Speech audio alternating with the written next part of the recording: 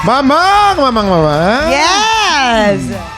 Ano, bakit? Parang lamig-lamig kasi sa studio. Giniginaw ka? Oo. Office ba, bakit ka giginawin? Tingnan mo naman ang suot mo, Mamang. Ano ba yan? Pero mga tiktropa, pag nakita niyo po in person ng legs ni Mamang, naku, pang beauty queen. Ang ganda po ng legs nito. Yan. Oh, diba? Sana nga naging legs na lang ako eh. Ganda-ganda mo. Pero hindi ka maganda. Pero maganda ka talaga. Oh, mahilig ka Simulan talaga na natin. Naku! Ang isa na namang bagong linggo ng bakbakan. Aha! Dahil ang mga Pilipinong may pusong kampyon, handa nang magpasiklab dito sa... Tanghala ng Kampiyon!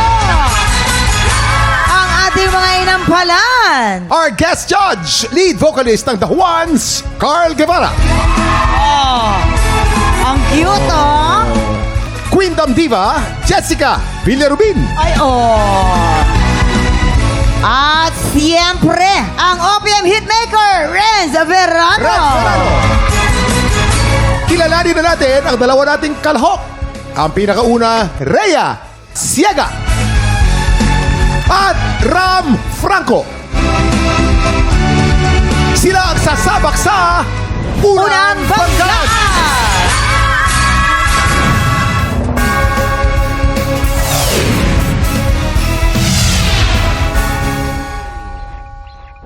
Hi, Rhea! Hello po. Kamusta ang buhay? Okay lang po. Nandun naman po tayo sa mga ups and down, mga Talaga. ganun. Ilan kayo magkakapatid? 5 po. Nasaan na sila lahat? Yung 2 po, nakakulong. Sorry po, and yung isa naman po nasa Muntinlupa, yun po yung tinitirahan ko ngayon. Ikaw ba every time na sumasali ka sa singing contest, yung mga kinakanta mo, iniisip ko sila? O Yes. inaalay mo ba yung song nila para sa kanila? Yes po, lalo na po sa mga parents ko. Wala na din po sila ngayon. Anong pinangahawakan mo para maging matatag ka sa mga pagsubok na dumaan sa'yo? Ang pinangahawakan ko lang po, kasi yung dumating yung time na nawala yung mama ko, kasi syempre may pamilya yung kapatid na, yung hindi nakulong, may pamilya po yun. So, ang akin na lang po, kaya ako po yung naiwan nung kapatid nung bunso namin. Tapos disabled din po siya. So, yun po. Sorry po. Then, siya po yung pinaghuhugutan ko ng lahat. Sabi ko, para sa kanya, hindi mo na ako mag-aasawa. Kumbaga, ano ko muna yung kung anong gusto kong makamit, kasi gusto ko siyang makapagtapos ng pag-aaral. Gusto ko siyang magkaroon ng yung normal na buhay, yung magkaroon ng yung paa, kahit artificial, parang ganon. Po. Yun po yung pangarap ko sa kanya, kasi po, mahirap, pagdating po kasi ng panahon, mahihirapan po siya maghanap ng trabaho. Yun po. Napakabuti mong kapatid, napakatatag mo. Thank you po. Ang dami mga pagsubok. Basta, lagi kang maniwala na andyan si Lord. Gagabayan kayo, hindi ka niya pababayaan. Yep. Lalo na sa contest na gagawin mo, sa laban mo mamaya, Yes po. galingan mo. Thank you I'll po. pray for you. Thank you Good po. luck. Thank you po. Thank you po. Ang sarap naman nun. Oo. Hello, Rhea. Si Rhea, matapang. Alam mo kung bakit Oo. matapang? Bakit? Siega. Talaga. Ito mga Peter Siega. Anong masasabi ng ating inampalan? What I admire about you is that nandun yung skill of controlling your voice. Gaya nga nasabi ni Mama, may falsetto, may bigay, the vibrato felt really good. But I feel like dun sa mga birit parts, may certain hesitation lang. And I feel like if you just gave it more confidence, you really went for the notes, it would have flown higher. So if you get the chance to sing this again later, yun yung gusto kong ma-apply mo. Yung ibigay mo na siya kasi ito na yun eh. This is it.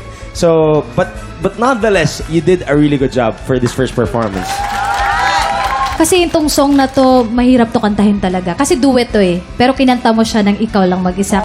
Kaya overall, nagustuhan ko pa din. Orange. Maganda yung pagkaipit mo nung boses mo sa high notes. Kino-combine mo yung iyong head tone at saka yung natural tone mo. Yung pag-ipit mo nung boses. Maganda yon. Although, in some parts of the song, medyo hindi nahihit masyado yung mga notes. Practicein mo yon at sigurado ako makukuha mo yung mga gusto mo sa pagkanta. Thank you po. Thank you po. Ano kaya score ang ibibigay ng ating inampalan? Para sa iyo, Rhea, ang ibibigay ko sa iyo ngayong araw ay...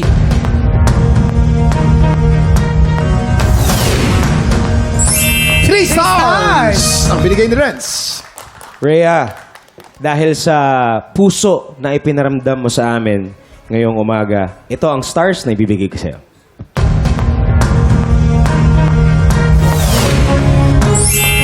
Three stars ang binigay ni Carl. Ayan na, Rhea. Pero syempre, ha, bibitinin muna natin kung ano ang score na ibibigay ni Jessica. Sa ngayon, kilalanin na natin ang ating pangalawang kalahok.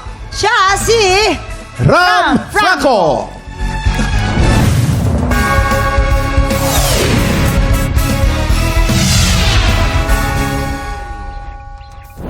Si Ram, pinanglalaban siya sa singing contest nung nag-aaral pa siya, di ba? High school. Ano yung naging motivation mo nung bata ka para ipagpatuloy mo talaga yung pagkanta mo? Yan, kasi nung bata pa ako, lalo na po nung high school, talagang very active po ako sa mga contest. Yung time na yun, na sad ako na medyo na-frustrate, yung medyo nawala talaga yung boses ko. Pagbibinata na po. Puberty period. Puberty Oo. period. Natatandaan ko yung comment kasi nung teacher na nag-judge. Oo, anong Nung time sabi na yun, niya? na parang hindi na daw ako yung naririnig nila. Nawalan ka talaga ng Nawala kumpiyansa po. sa After sarili that, mo. hindi na po ako kumanta. Paano yung naging proseso mo sa pagbalik mo? Kasi syempre mahirap yun, Yun po. mag-bounce back, di ba? Sobra po. So parang hinanap ko yung ano ba yung dapat kong gawin, ano yung mga songs na mas babagay sa akin ulit, paano ko babalik. Tapos sobrang natuwa naman po ako nung time na nahahanap ko na yung para sa akin, Yes. yung time ko. Nung sumali ako ulit ng competition and then luckily nanalo. So doon ko po siya na-realize na may time pa. At very proud kami sa'yo. Kaya good luck, Ram. Thank you po. Kayang-kaya mo yan. Laban lang.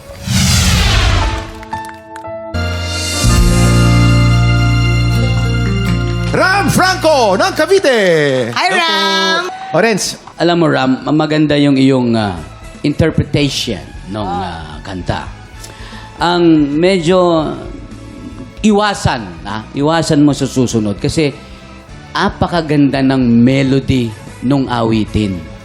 Ibig sabihin, huwag mong palitan pag hindi kailangan palitan. Ayun, naman pala. I agree with you, Tito Renz. Hindi lahat binabali. But you know what? What I admire about this performance, parang sinigang. Okay, sa tanghalian. Yung iba-ibang flavor yung pinakita mo sa amin, pero balanse. Tama yung timpla. Also appreciating, Tito Renz, napaka-effortless niya i-pronounce yung mga words, i-enunciate yung words na klaro. Yung, kasi di ba merong ibang enunciation na exage na, anong kailangan kong gawin? Di ba? Pero sa kanya, kita mo na clear yung words, pero kalmado lang siya. And that's a strength that you can capitalize on as you become a singer that you want to be. Ang ganda ng comment. Parang sinigang.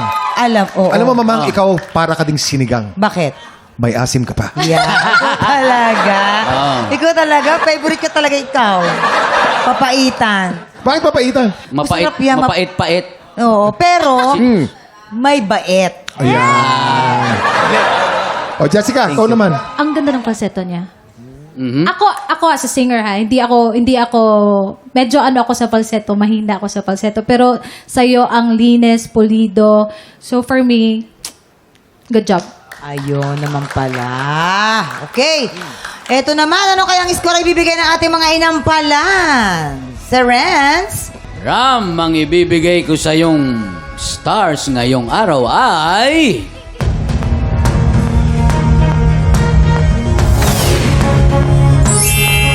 Stars!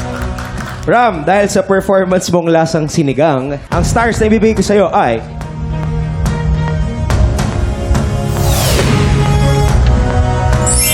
Stars ang binigay ni Carl. Mamaya na natin ipapakita ang scores ni Jessica.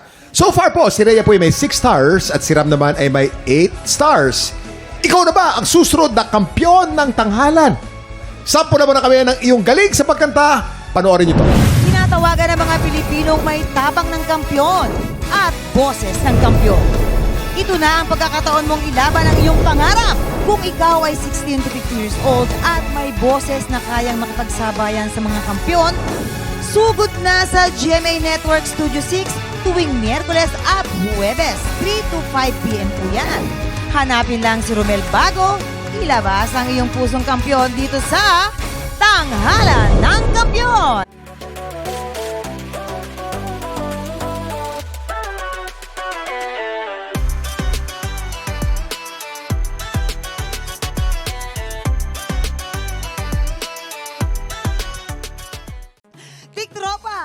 pinanood mo hanggang sa dulo itong video na ito, abay, very good ka! For more happy time, watch more TikTok Lock videos on our official social media pages and subscribe to GMA Network official YouTube channel.